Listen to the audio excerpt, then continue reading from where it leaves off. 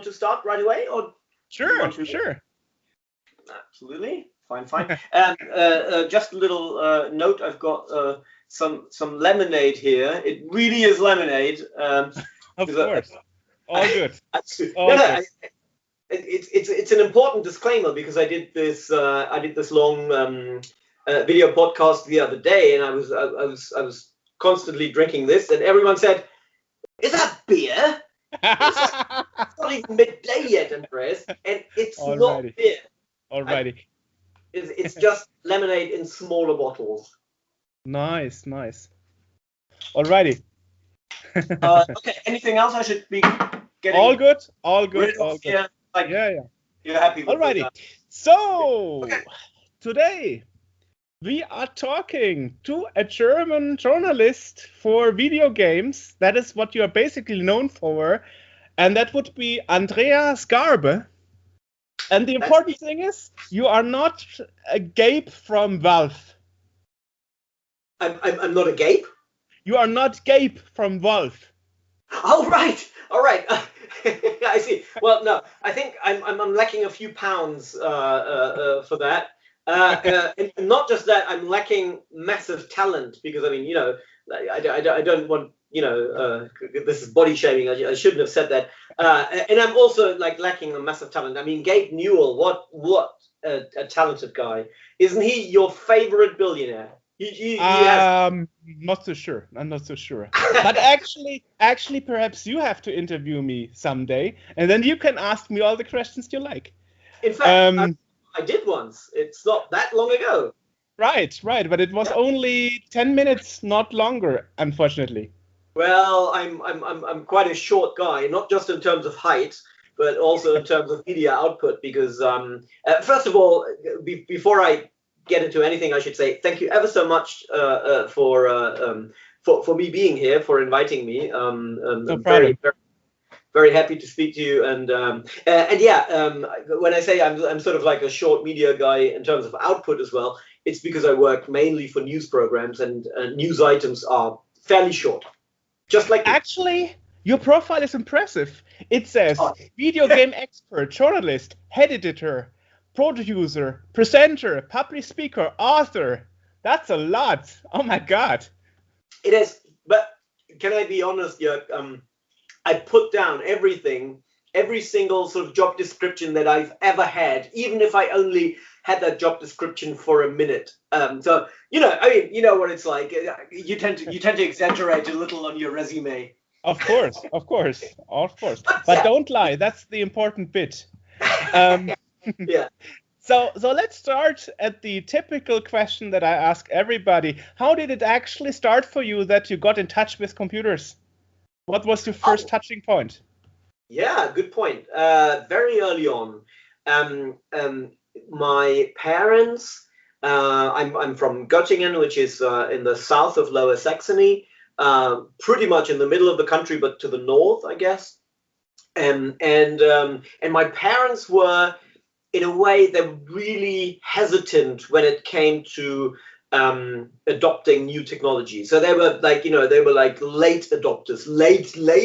We were the last family, I think, in the whole city to get rid of our black and white television and upgrade to color. So at the same time, they always had, like, you know, they were very early to buy video game stuff for some reason. They were not really into video games themselves, but we had a Pong knockoff console, not an Atari one, but like a cheap copy.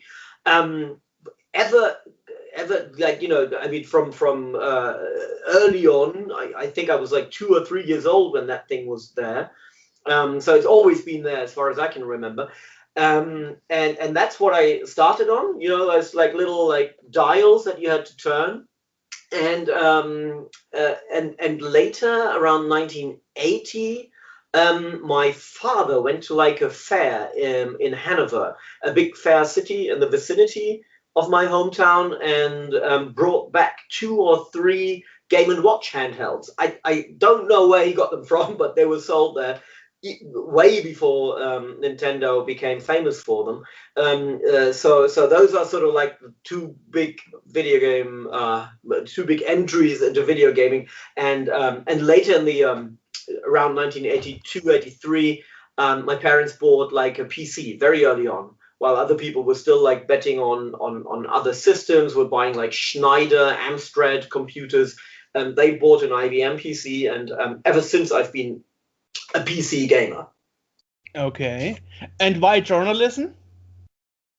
Ah, interesting. Yeah. Well, I mean, to be honest, it was less a positive decision for journalism. It was more like, well, I can't do that, I can't do that, I can't do that. That leaves me with, well, journalism, I guess.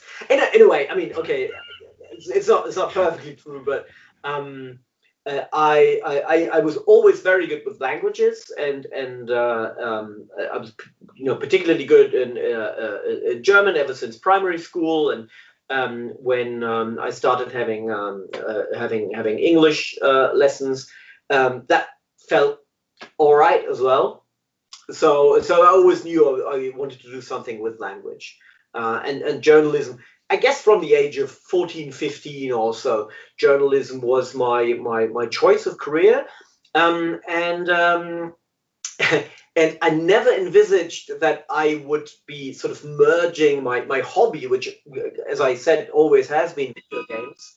I never thought I'd be merging that with my professional work. So initially, I was trying to become a European Union sort of a correspondent, Brussels correspondent, with the emphasis on the European Union.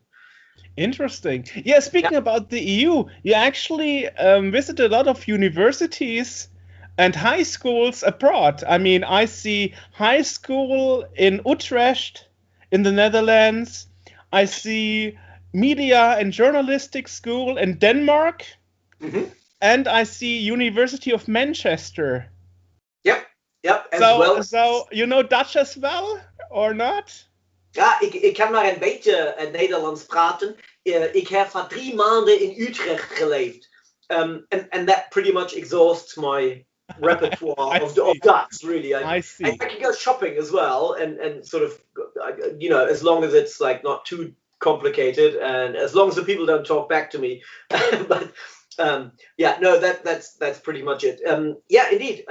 I went to England when I was about 17 years old. I did my my A levels in England, so like the equivalent to the baccalaureate, or like in German the Abitur. Did that in England 2 years. Took a little break doing my social service back home, and then went back to England for my undergraduate and postgraduate degrees. So yeah, and I sort of spent about 6 years in total. If you add everything up, I spent 6 years in Great Britain. Okay, and those others from Netherlands and Denmark were like abroad appearances? Yeah, that was my master's degree. That was the postgraduate degree. That sort of was a degree awarded by the University of Wales in Cardiff, but it lasted for a year, and it was split into 3 parts. It started off 3 months in Utrecht in the Netherlands, 3 months in Aarhus in Denmark. Then there was a summer break, and then the last 4 months of the year we spent in Cardiff. So that was interesting because we were like 18 people from all over the world, mainly Europe, but still like some people from beyond, and 18 people traveling around for 1 year, like through these 3 high school institutions. That was a great experience. Interesting. Yeah, and also interesting looking at your profile. You first were hired by private TV, and then you changed to the public TV. Public sector, indeed. Yeah. I suppose that's the normal way. I would presume that the going the other way is rather unlikely. Okay. Simply because public sector offers a little bit more job security, really, and it's a different type of well, since we're financed differently through license fees, it's probably, well, how can I say it? Public sector TV networks tend to just have more staff, simply because they can afford it, you know. Whereas private television stations and networks can be a bit smaller, so it's a little bit more hectic. But not necessarily a worse choice. That's for sure. So yeah, I started in radio originally. Did a little bit of like radio stuff, but then quickly got like a job at RTL2 at the RTL2 News in Cologne back in the day. That was in '99, and yeah, and in 2007 I changed. I changed sides and switched to the ZDF, to the second German television. So how did that happen? Did they pick you from the street and said like, "Hey, let's work for us"? Well, I've got to be absolutely honest about getting jobs in television, or perhaps that applies to media in general and even beyond, I guess. I knew people who worked at RTL2 already, and they sort of like said, "Oh, well, you want a job? You know, just come along." And like that, I had like sort of a small vocational experience. You know, they took me on for like 3 months without pay. It's what it's called a Praktikum in German. So it's like an unpaid short vocational experience in a way, and then they kept me on as a freelancer, underpaid maybe, but I mean I didn't have any experience, so I was very, very happy and lucky to stay there. I was also lucky that like a number of people had just left the newsroom, so they were desperately in need of people, and there I was. So a journalist, on-air reporter, is that like April O'Neil from Turtles? April, oh right, oh yeah. Actually, I just watched those two recent movies in 3D. I'm a big fan of 3D movies, and yeah, I mean, it's a bit cheesy, and I just really I almost never like the way journalists are portrayed in movies, because it's almost always completely wrong. I also don't like the way journalists are portrayed in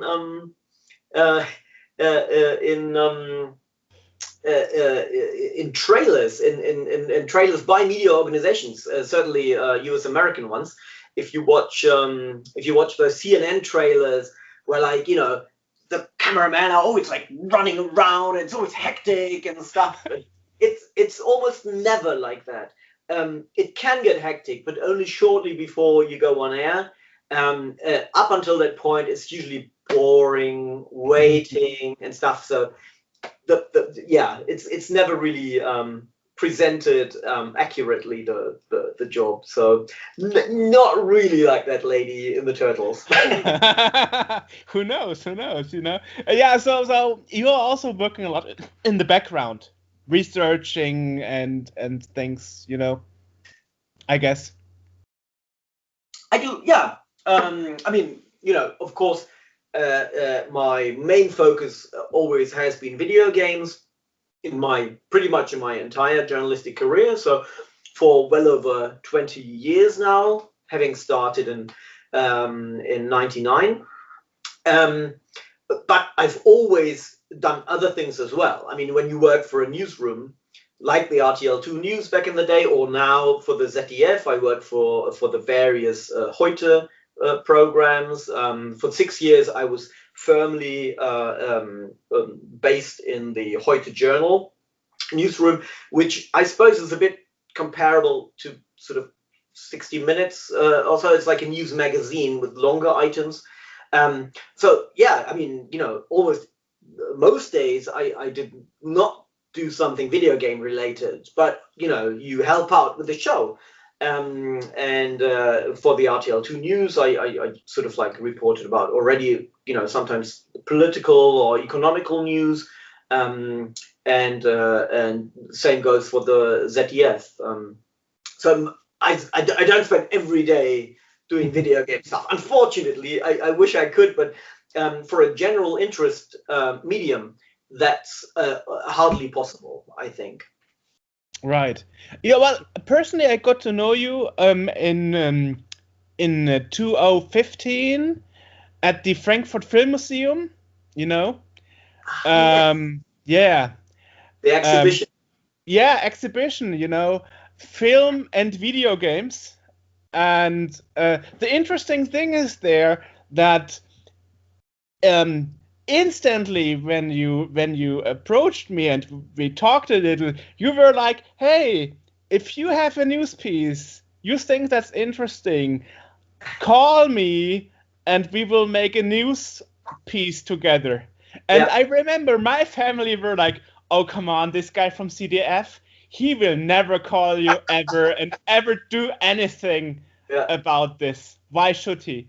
And I remember a year later, I called you and I said like, hey, Nintendo is releasing this SNES Classic Mini. And you were like, yeah, I'm actually working on a news piece about that. Mhm. We could do something together here. So, and I remember 1 week later, you called me. I'm like, yeah, I'm coming with the team next Tuesday. And I'm like, okay, that was quick. Yeah. No, that was great. I mean, and let's look back. I mean, it was really the start of quite an impressive trend. I mean, we were talking about the NES Mini, and that was the first really of those consoles. If you discount those like Atari flashbacks by other companies, but it was the first retro console that came out by the original manufacturer, and then. You're right. The SNES followed. The PlayStation 1 came out. The C64 Mini came out. So quite a lot of those micro consoles. Not all of them successful, but it was certainly a big trend. And we reported about it from day one. So that's actually, well, perhaps a good point to ask a question. Why did you approach me? How do you find people to work with, or how do you find there is a starting point for a good topic to cover in the news? I mean, there must have been something in your mind, because, I mean, probably you don't go to everybody that you talk to for 10 minutes and offer him to make a cooperation for a news article or something. True, of course, because you can't. But when I meet someone like you, and I instantly feel that there's someone who has such passion for what he does, and is also extremely knowledgeable, and lastly, very important as well, is well spoken and can express his passion and his experience well, put it into words. Then that's the ideal recipe, and that's what that's what I do. I mean, at Gamescom last year or the year before, I interviewed a lot of people who just had passion for what they do. I mean, I believe you know Sven Fossing. Of course, I saw the news piece about him too. Yeah. I interviewed Sven because I mean he's a fantastic person just like yourself who's extremely passionate about cosplay, about retro games. He's also responsible for Cinemaware retro, and that's what I talked to him about. He actually took Defender of the Crown, one of my favorite games from way back when. I was playing it on that Commodore PC that my parents bought, and he took that game and ported it to the ZX Spectrum, because for some reason this game came out on almost every platform but never for the ZX Spectrum. So he actually brought it out on cassettes, and I mean that is something that to me as a journalist was just so baffling that I said, well, there's this guy. He's doing something absolutely crazy, but he's doing it out of pure passion, and he can express himself well, and he's a real character. And that's why I'm mentioning that now, because that's exactly what I felt about you when we met and we chatted. So no, I'm obviously not inviting everyone to to kind of like be a part of a news item, but people with passion and a story to tell, of course. Yeah, that leads to another question. What's your typical, I would say, starting point for a news piece? I mean, you said you, for example, for the news show Heute Plus or for Breakfast TV, actually my piece with you was reused at Breakfast TV. So you're also doing some recycling, just another time slot, and slightly changing the pictures to reach a different audience. So what's your typical starting point? Where do you start with the piece and where do you end? Well, I mean, first of all, it has to do with availability, of course. If I know that I'm, going to be very busy in the next few weeks with other projects and items, then I don't even look for topics that I can video game topics that I can offer to newsrooms. But usually, I can always fit something in. So I'm always looking for either a certain video game to launch, and that could be a blockbuster title, like say a Red Dead Redemption 2 or a Cyberpunk 2077 coming up a bit later than we thought, but apparently still coming up. So it could be a blockbuster title because I think people would expect a big television network like the ZDF to report about blockbuster titles. But it can also be a niche game, like a tiny little indie game. I reported about one for the Heute Journal because it won the German Computer Game Award, which is in cooperation with the German government and the Ministry of Transport and Infrastructure. So so it can also be just like a small indie game that maybe not a lot of people ever will buy, but that offers a great idea. And so if we look at, if we compare it to movies, I report about blockbuster movies, but also about little art house movies because I think it's important for our audience to know about them. So I mean, those are the things I sort of look at and when I report about games. And we also try and keep abreast of general trends in the industry, and that's of course what we did together. Identify what at the time looked like a trend, and indeed it became one. The sort of miniaturization of retro consoles. Right. Yeah, that's interesting. Sorry, this is a long answer, but then of course when I have a topic like that, then I have to decide which newsrooms I approach. You mentioned the morning show, the morning program, and they like what we call service items, or another term is news you can use, where I sort of basically show products, compare them, and then sort of tell our audiences which product is sort of like ideal for. So that's like something the morning show likes to do. I have started this year to report a lot on 3set Kulturzeit, which is like a cultural affiliate of ours and their main flagship cultural program. I do a lot of stuff for these days. And they obviously have like, a very clear cultural angle on things, cultural and societal relevance. So totally different types of topics, or the Heute Journal, or the new Heute Journal update, which is sort of the late broadcast.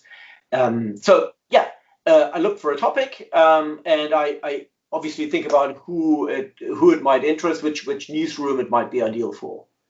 Interesting. Yeah, but what I found interesting when you were here with an assistant and camera guy. You actually started before we recorded the interview and did some pieces, some which you used in the Heute Plus and others which you used in the Breakfast a month later. You asked subtle questions before the interview to check what my base of knowledge is, to figure out what kinds of questions you could ask me. That was quite clever, you know? I was quite clever. Sneaky, really. Yeah. Okay, I don't. Partly you're doing it automatically, and you didn't really think about it. Okay. Give me an example. What kind of questions did I ask? Well, you asked me why I think this is a trend and why it's important to have a filter, a retro filter. And there I took the example of Dinner for One. That's a classic. You wouldn't want to recolor it.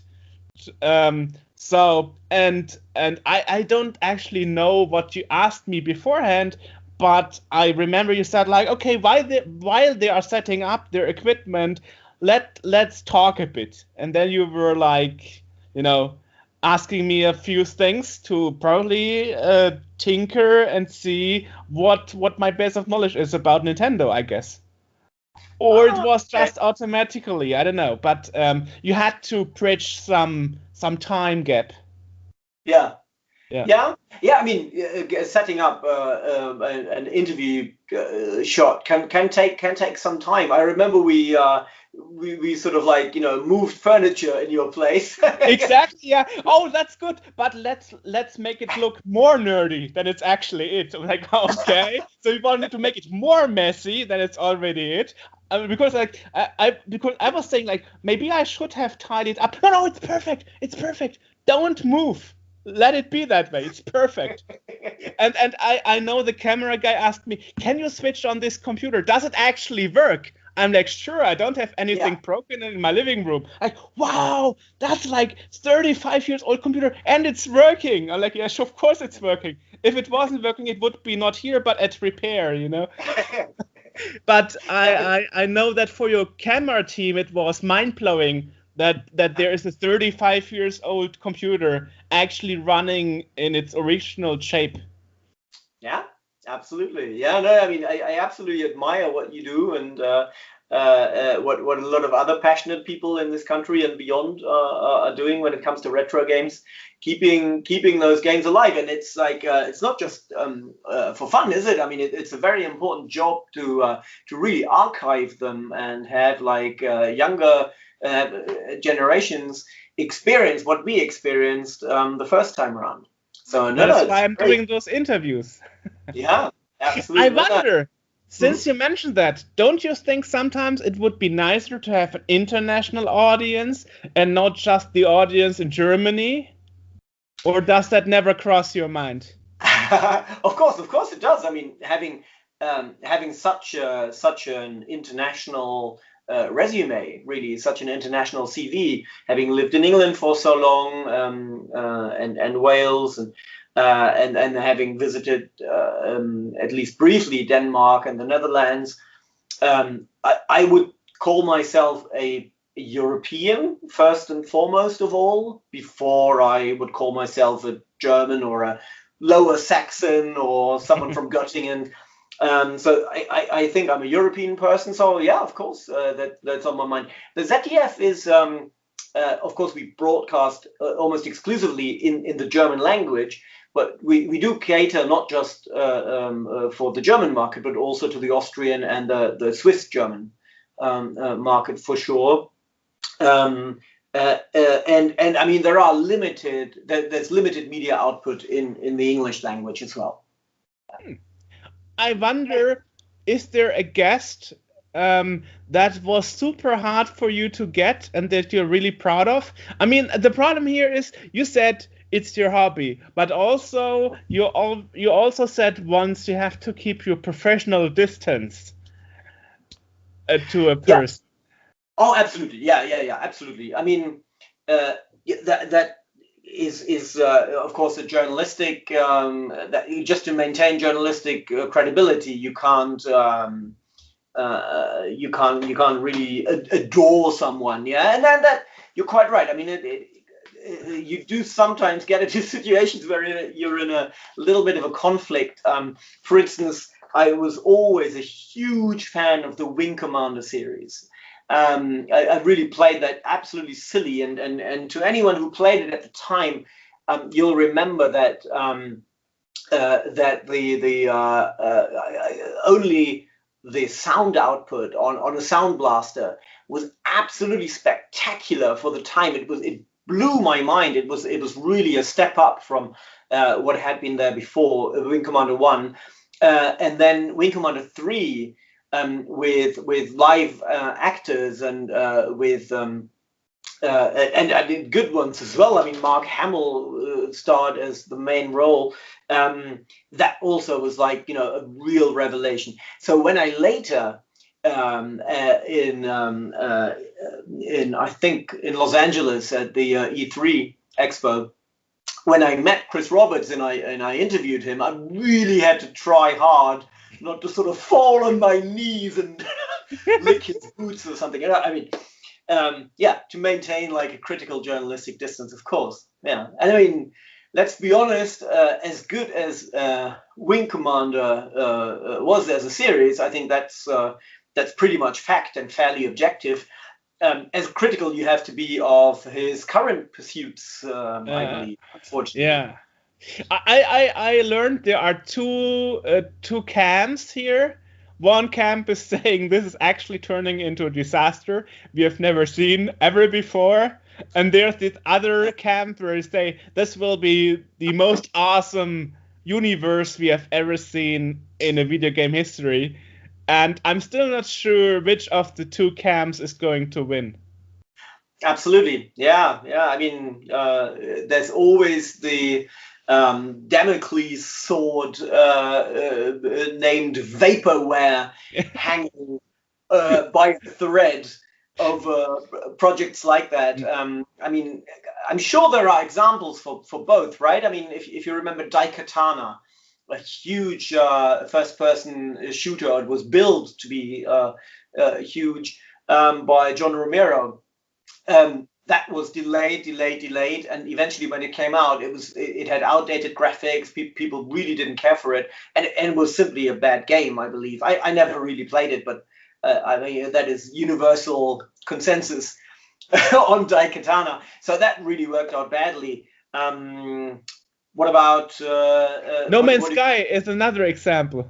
Yeah, okay. Promised a lot, didn't keep much. The funny thing is, I really didn't understand that huge criticism of No Man's Sky back in the day. I played it, the original version. I really liked it. I mean, it was very repetitive. You felt like in a hamster wheel, but it was a very, very pretty hamster wheel. I liked it, so I wouldn't have mentioned No Man's Sky here, not as a bad example. Well, the thing is, I bought it because of the special graphics style, so I wasn't disappointed at all.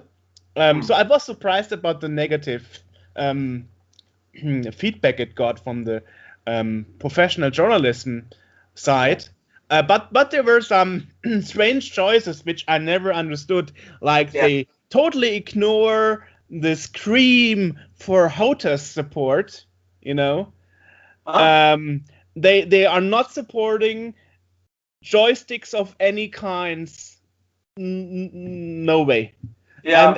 And people are longing for it since 6 years. They're asking like, hey, I have this thing here. Actually, I bought one. I bought a HOTAS device, you know, with a thrust lever and the special joystick just for No Man's Sky. And when I connected it, I found like, oh, it's not supported. So it was in the dust for 4 years, and now I actually am using it for Flight Simulator 2020. Oh, okay. So and that's surprising me that they are totally ignoring those kind of feedback. Yeah, absolutely. But I mean, don't you think that the age of the the accessory of the big video game accessory. Don't you think that sort of slightly faded? I mean, it had its heyday when you were playing like mech warrior games, and there's one you'll probably know immediately which one I mean. There is one that had like this gigantic cockpit, really, that you actually had in sort of like plastic with levers. I mean, it was all around you. It had foot pedals and stuff. You probably know immediately which one, but that was like half a room, a controller. You don't get that anymore, do you? Well, actually, it kind of celebrated a revival thanks to Farming Simulator. Oh, really?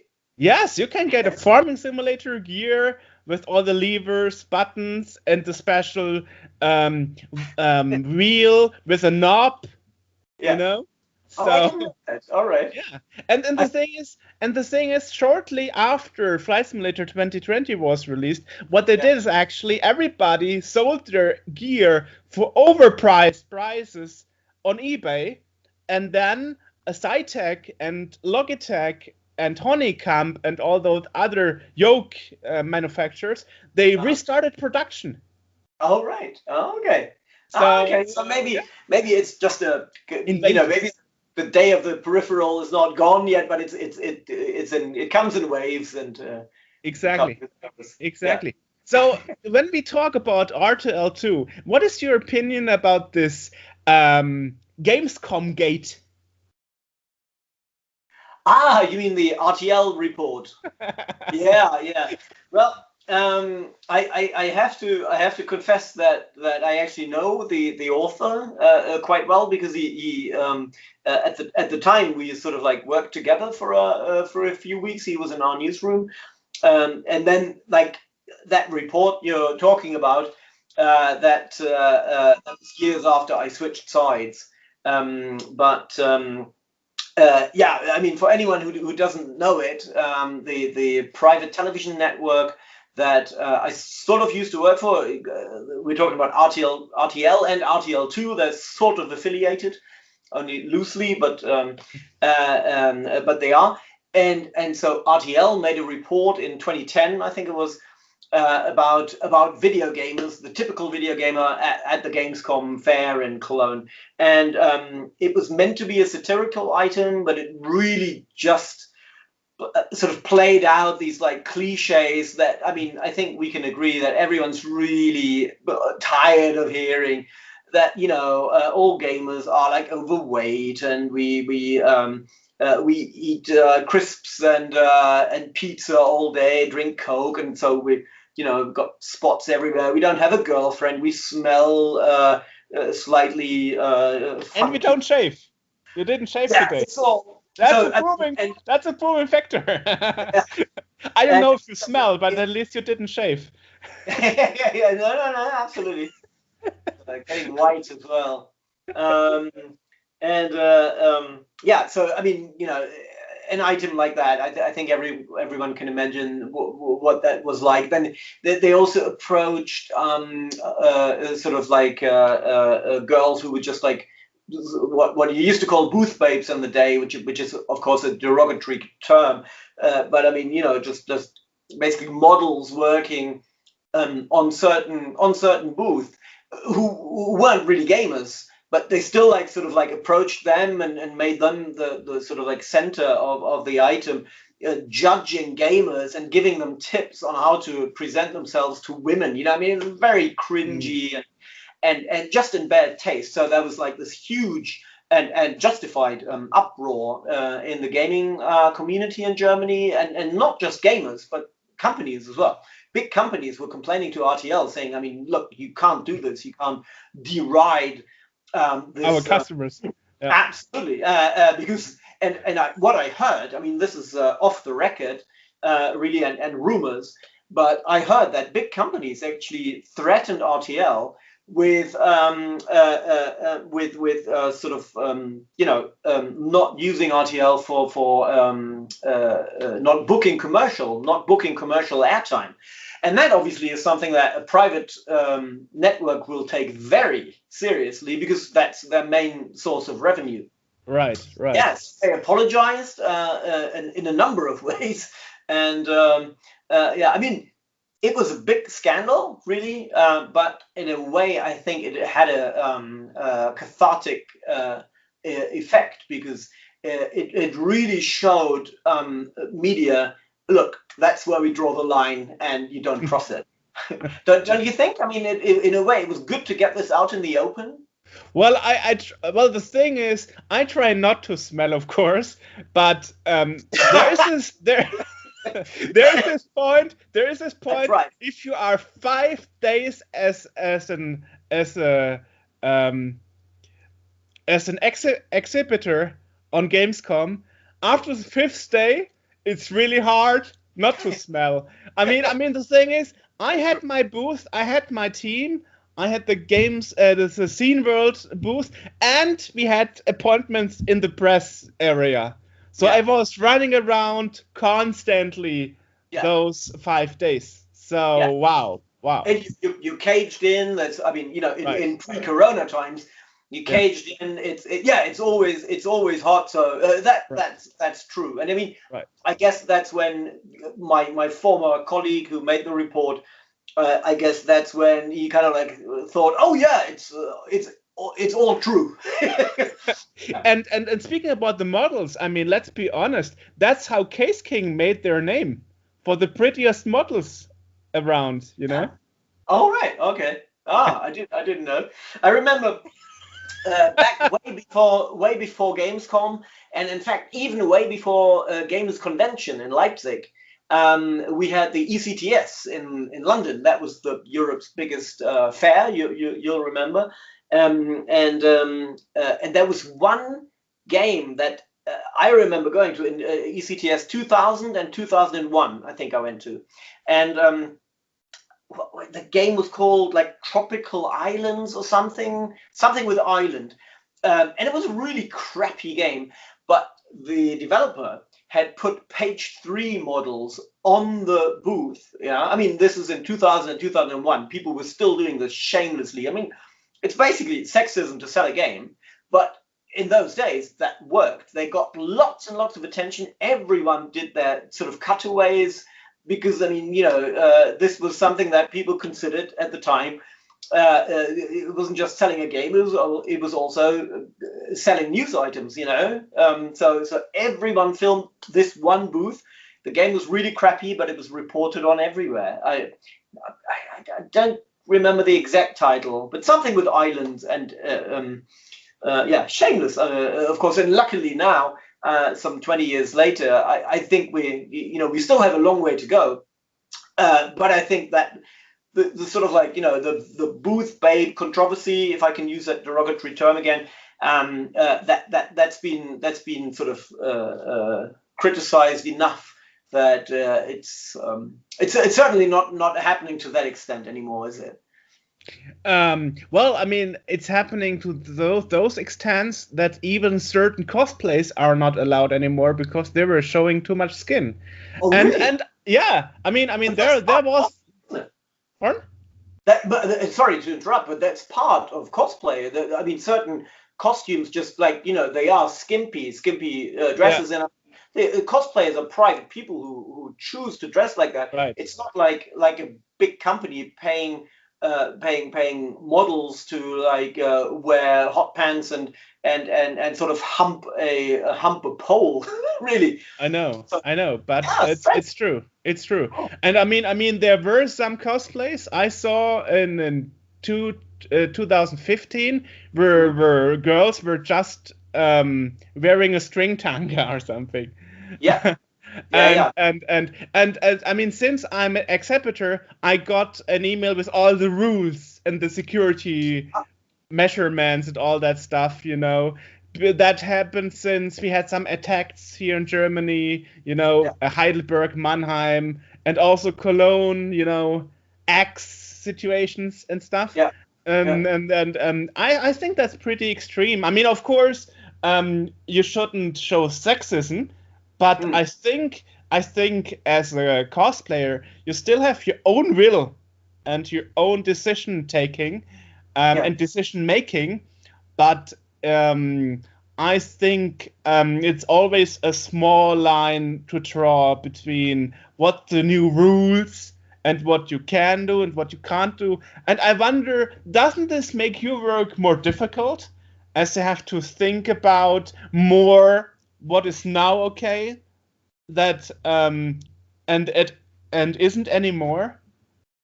Oh, well, I don't think so because I mean these are restrictions to the presentations, so it doesn't really affect me. I mean, I turn up at a video game event like a fair like the Gamescom, and I just have a look around and I see what is best suited for our audiences in my mind anyway.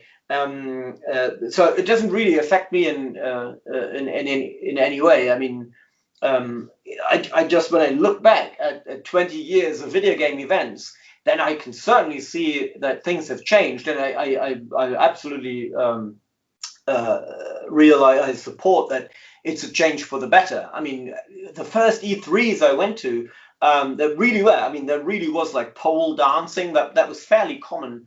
I remember. Okay, probably the most crass event that I know about was when Ubisoft published Playboy the Mansion, which was like a Sims-like game in Hugh Hefner's Playboy Mansion, and there was a big party in that on those premises in Los Angeles, and half of the German games industry was invited. Unfortunately, or fortunately, I don't know which. I was sitting in the editing suite till 1:30 in the morning, so I couldn't even go. But I heard from people who attended. I mean, obviously the party was full of Playboy models. So yeah, I mean, it's changed a lot, but it hasn't affected me in any way. I have to admit that, of course, in the year 2000, 2001, I probably did not really. I wasn't critical enough of those methods, right? And I'm quite sure that in a few of my reports, you can even see those page 3 models from that horrible Holiday Islands game or whatever it was called. Yeah, so I mean, I sort of like, I played along 20 years ago, but well. And I wonder, because this is my experience as a hobbyist in journalism in this field, I'm getting a lot of warnings and good tips and hints, like Mario Döhler, for example, who is also nicknamed Mr. Sega, and he's also PR of CD Red Project. He is quite a character, and I know before I interviewed him, there is this famous clip on YouTube about a Gamescom in the business area where he is standing on a wall and a journalist is approaching him, and he's like, "So who you are looking for?" And he says like, "Yeah, I'm looking for the PR guy from Sega." And then he says like, "Wait, I go and get him." And he never returns. So this poor journalist, he didn't know how Mario Döhler looks, what he looks like, and he totally lost it. And I mean, that is something that probably only him can pull off. And he is known for such actions. Or for example, I was told, John Romero, be careful, he is a narcissist when you interview him. So I wonder, do you also get those good hints? And how do you prepare for difficult people? Oh, that's interesting, because I've never really I've never been warned about any sort of big celebrities being difficult to handle. And that includes celebrities outside of the video game space, where particularly when I was at the RTL2 News, because they got basically a boulevardesque news show. Well, lots of music, lots of movies. I interviewed, only, I mean, very briefly, so this is not bragging, but I interviewed Halle Berry. I interviewed musicians like Kim Wilde or Snoop Dogg, those kind of people. And my experience with those big name celebrities outside of the video game space is that the celebrities themselves are usually really nice, really relaxed, really easy to handle. The people who are really, if I, for want of a better word, bitchy and are really aggressive sometimes, and are sort of like, you know, attracting negative. Sort of, you know, they become the center of, like, you know, your frustrations. Those are the managers. Yeah, so they're always behind the camera, going like, yeah, it's like your time is up, last question, and stuff. And I think that's the way the business works. You know, that's what you have a manager for, to attract all the negative emotions. Yeah, which means that afterwards you'll always say, "Oh, Halle Berry, what a darling of a person." But that manager of hers, he's a real arsehole. Yeah, so you should never feel that the celebrity is sort of, you know, pushing you time wise and cutting you off. It's always the manager's job to keep the celebrity clean in that sense. So no, I've never been warned about anyone. I've never experienced anyone as sort of like difficult. I learned a nice saying the other day. Play stupid games, win stupid prizes. I mean, that's what you get. So I try not to play stupid games. Yeah. I mean, and you mentioned Nintendo early on in this interview, and I always found it interesting that approaching Nintendo is totally different from, example, Sega. And Nintendo will say, no, we will not talk to retro media ever about retro. Never. Really? Yeah, Oh. that's our O-tone which I got in an email. So, like, no, that's something we will never do. And Yeah. and they never did. I mean, I've never seen a retro publication where they actually had an interview in.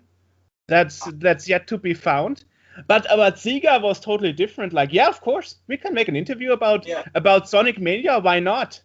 Yeah. No problem. Huh? So that's really a problem. Of course, we as an independent retro media are seeing. I mean, if you are approaching a company as a television, a national television or a private television show moderator or journalist, of course you have easier cards to play. Sure. Yeah. No, that's true. But that's surprising, isn't it? Because I mean, a great deal of like Nintendo fan loyalty really comes from that, from the retro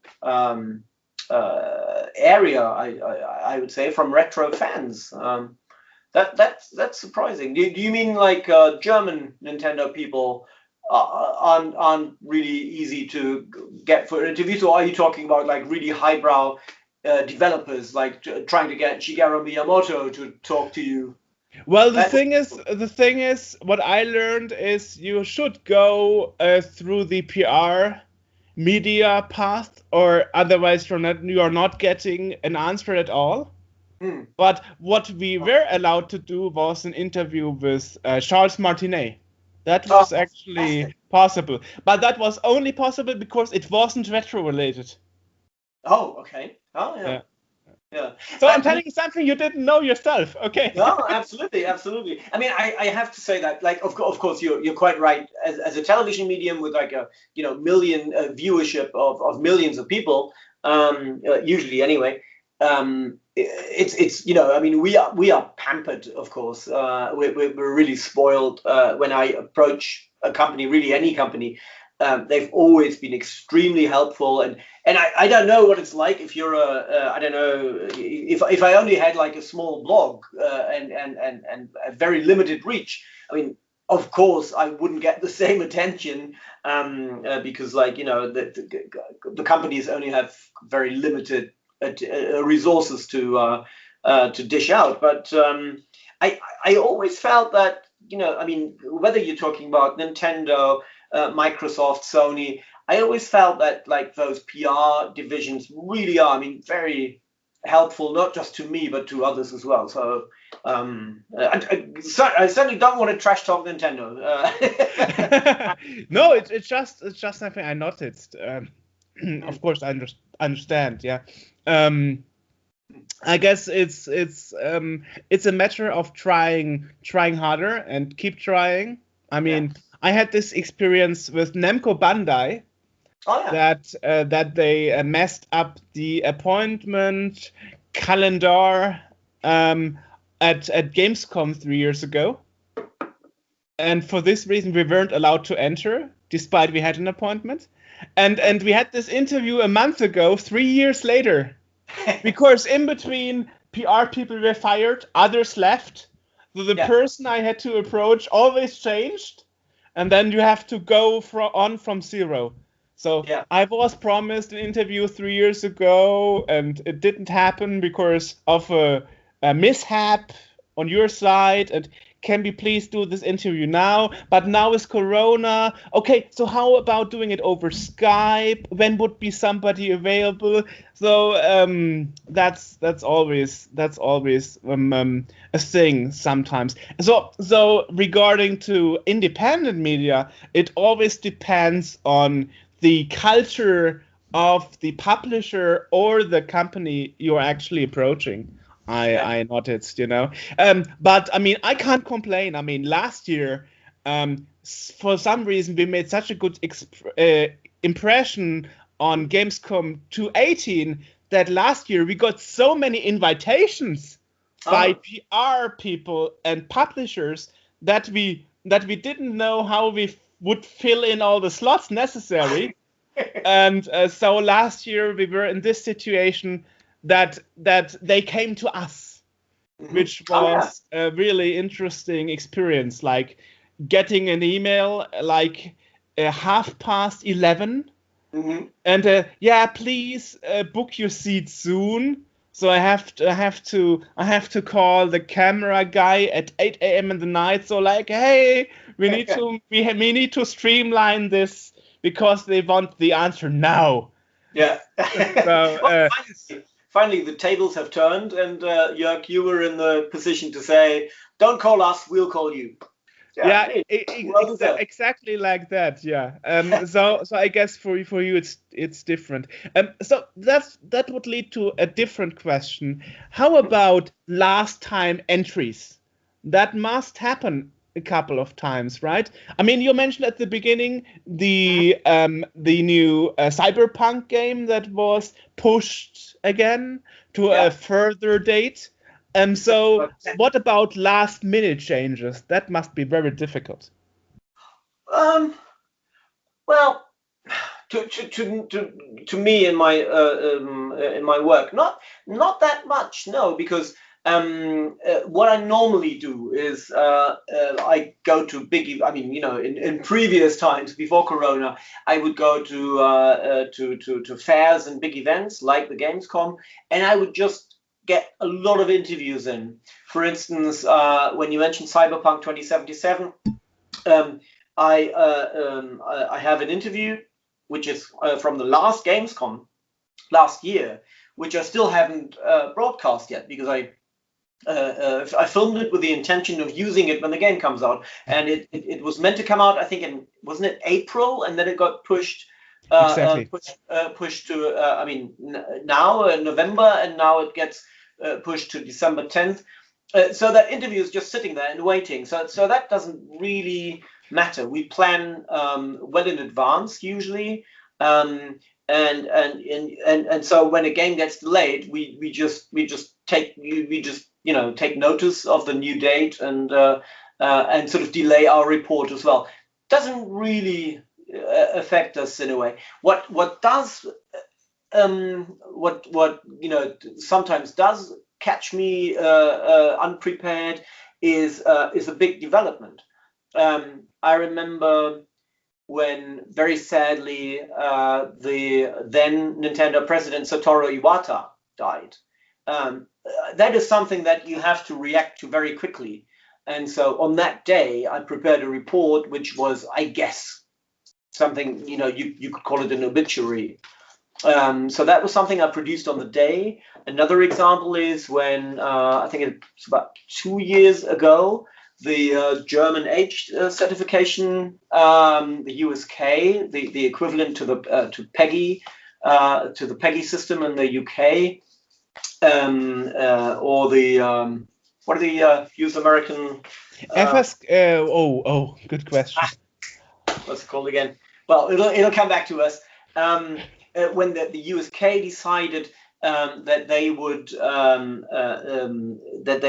in theory, in general, consider games with swastikas and other such symbols in them, and not sort of like have a blanket ban like they did before. That was something that we reacted to on the day. So so there are topics that really sent me running, and that's when journalism really does look like a CNN advert, but only in those very few moments. Then it gets a bit hectic. So you don't have the problem like print media, where you sometimes have to suddenly fill a page in a different way because the game is pushed to a further date, or you have a development that you have to stop print in the last second and redo a part of the magazine. Of course, now it's dying out because less people are reading stuff on paper nowadays. So I guess that's your big advantage. Yeah, exactly. I mean, I don't have like a video game show, a regular video game show that I have to fill. Then I would have a problem, quite right. But working for news programs, that's very easy, because if we don't report about a video game at the end of a news program, if that's sort of delayed, then fine, we'll report about a movie or theater or music or whatever. I mean, news programs are very how can I say? The news business is extremely volatile, and usually my items are sort of delayed just because, like, something crops up, some current development, and then all the sort of like all the items which aren't absolutely necessary to broadcast today, that pushed to tomorrow or the day after. So yeah, I mean, I wish I had a video game program every week, and I wish I had to fill 30 minutes or something every week, and I hope one day I'll get there. That's my Interesting is we interviewed a couple of people, like Adam Betty, who is the brand global manager for PS at Konami,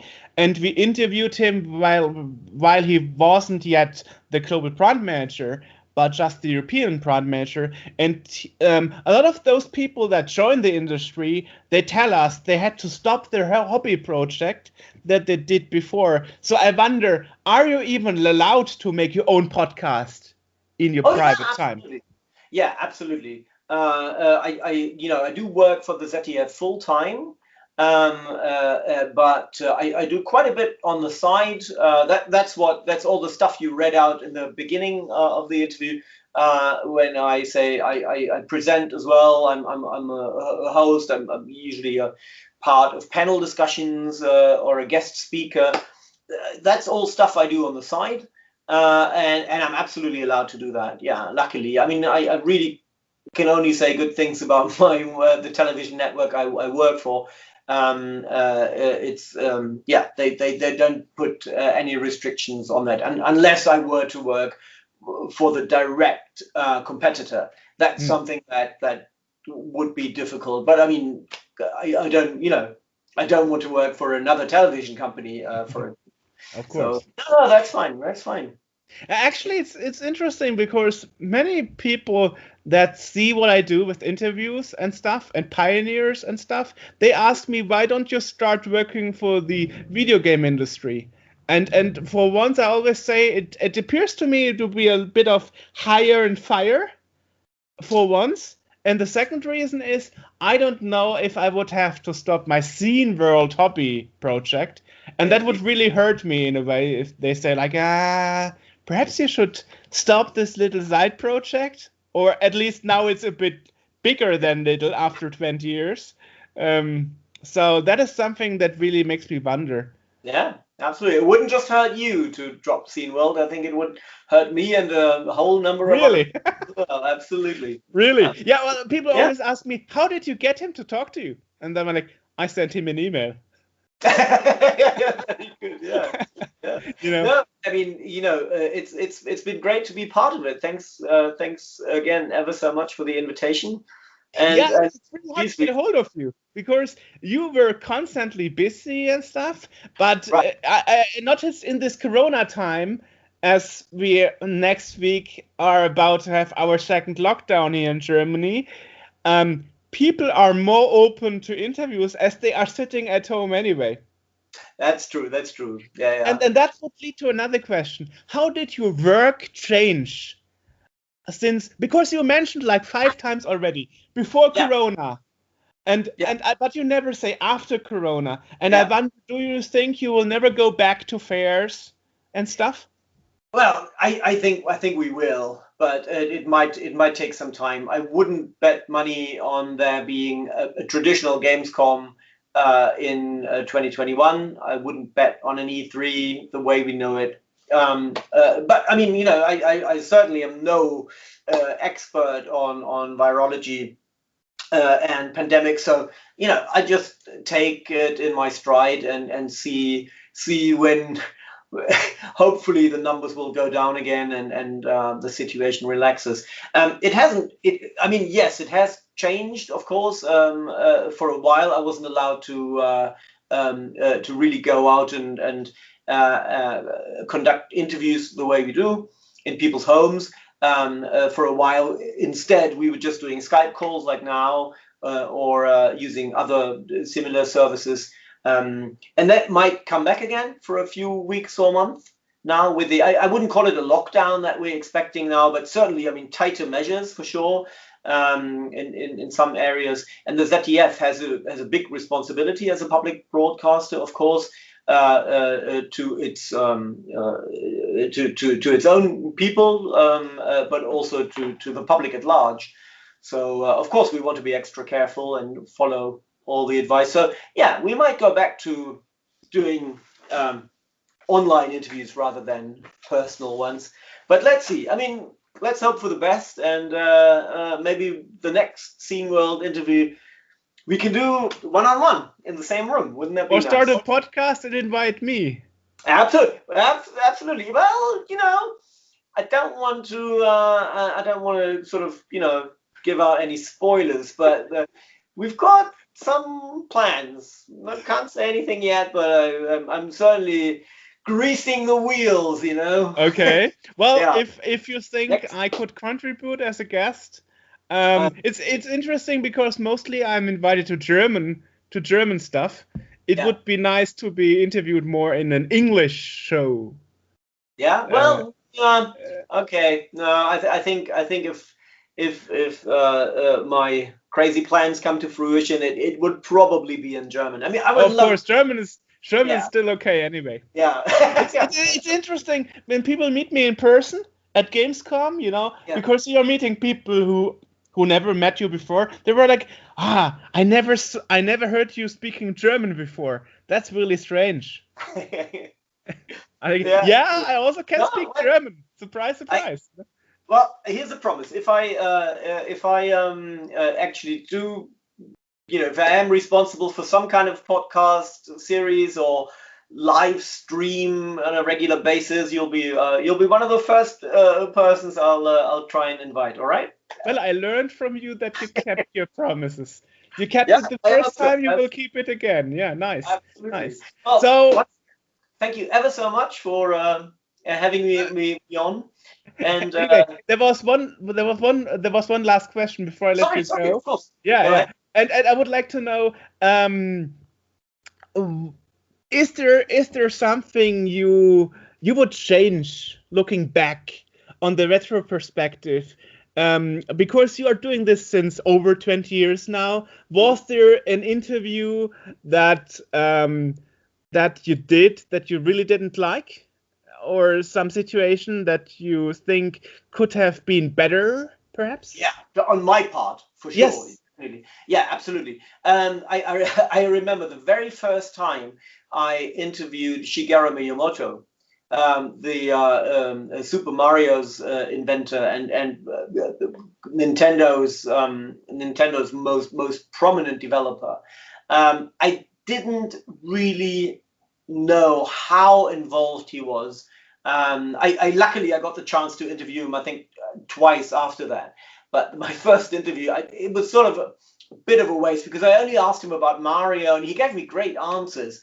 But I could have asked him about hardware. I didn't realize he was so involved in designing the hardware as well and having a big input. So yeah, I would have changed that. I interviewed Cliff Blazinski from Epic Games and said a few stupid things that maybe were just unnecessary. So there are a few interviews I would like to go back to, but only because my questions weren't all too I wasn't all too prepared.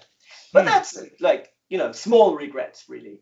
Yeah. Really? Yeah, well, that's surprising me because I know that you are often criticizing your co-workers, even at CDF for a news piece sometimes, where you say like, I would have done this a little bit different in one or two parts. You did that. I have to call you out there. Give me an example. Like small remarks, like for example, the PlayStation was coming out in '94, not '95. '95 was in Germany. So those little remarks you are pinching out sometimes on your Twitter or Facebook sometimes. Okay, but rarely against colleagues because I mean, I'm practically the only person reporting about video games at the ZDF. Yeah. I mean, not at CDF, but of course on other channels, like Bavaria 3 or RTL or something. Oh, okay. Well, I don't realize that I'm perceived in that way, and I'm sure there must be some merit to it. So no, I mean it's not bad. It's not bad, but it shows you are very, very fact driven. You are very, very fact driven. Yeah. I guess so. Yeah, and maybe I'm a little impatient and unforgiving when it comes to mistakes that could easily have been sort of verified and checked and corrected. It might be. Then again, I mean, I've made plenty of mistakes in my time, so really, I apologize to anyone who I corrected in that way. And that it's just I noticed like, oh, that's a trigger point for him. That triggered him. You know. Oh yeah. Okay, I'll let you in on a secret. It's very, very easy to trigger me. Yeah, if if you just hold a hoop in front of me, I'll jump right through it. Is it like that? Is it really like that? Okay. Yeah. I mean, I mean, of course, it's small remarks. You could say, the PlayStation was released in '94. Just in Germany, it was 1 year later. But of course, it's a nuance, But of course, it's not 100% accurate, and that's like, But sometimes you didn't know better. It's sort of like what really grinds my gears is when people get like names wrong, official names. And so like I've got a 12-year-old son, and I've taught. He's obviously a passionate video gamer by now. Ever since he was 2 or 3 years old, really he started. And of course I'm teaching him that the plural of Joy-Con is Joy-Con. And not Joy-Cons, or even worse, when it comes to like Pokemon. When people say Pokemons in plural, I mean that really. I'm sorry that that really makes me throw a hissy fit. or the 20-something YouTubers, they are calling it the SNES. Oh right, okay. Well, instead of the SNES. Yeah. But I think there is some I mean, that's just my opinion. I think there is some leeway. I mean, it's like do you call that file, that image file format GIF or GIF or even GIF? I mean, that's worth a discussion, but there is no such thing as Pokemons. I mean, yeah. So stop it, people. Sorry. Yeah. How much Anyways, is the fish? so speaking of my son, I'm sorry. I hope you haven't perceived me as rude for gently sort of like bringing this discussion to a close, Sure. since it's 11 It's p.m. your interview, not mine. I'm not interviewing myself. I'm No, interviewing you. it is yours. I mean, I'm your guest, but you know, the little nipper has to get up in the morning, and so that's why I was sort of trying to wind things down. But I mean, we can have a part 2 from my point of view anyway. If you'd like to invite me again, It's anytime. all good. It's all good. I'm happy we had this, you know. And very often I have to convince guests, like, you know, your Spanish accent doesn't really matter to me. Like, I did promise you a British accent, and I hope I delivered. It's all good. It's all good. Okay. And I never have any expectations. Yeah. Honestly, people are usually way better than they think they are. And probably because they don't have much training and much practice. But in your case, you are talking English all the time. I'm talking English in my free time all the time because I have to. And I like to, you know. So it's all good. Right. Yeah, it does. Well, thanks for taking the time. It was a pleasure. Yeah. Thank you ever so much for inviting me. And like I said, anytime, just call. Yeah, next time it's your turn again. Absolutely. That's a promise. And a big thank you to everyone out there watching this. Thank you for your interest. Welcome. Have a good night. As I said, you have to go to bed early. I will. Sorry, I have to. Sleep well. Good night. Bye-bye. Bye-bye.